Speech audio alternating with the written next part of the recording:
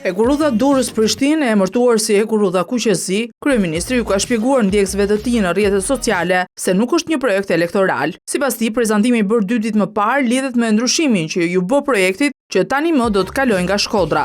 Nuk ka lidhje me zgjedhjet, po me fazën e re, kur konsulentët austriak kanë përcaktuar opsionin e kalimit nga Shkodra përmes Gjakovës në Prishtinë si më të mirin. Për vonesat në ndërtimin e segmentit Tiranë-Durrës shpjegon se lidhen me procedurat e Bashkimit Evropian që është financues i paketës të gjithë investimeve në infrastrukturën hekurudhore. Vonesat e fillimit të punimeve në atë hekurudhë kanë qenë të lidhura me pozicionin ende të dobët të Shqipërisë deri para ca vitesh, kur ende nuk na merrnin shumë seriozisht.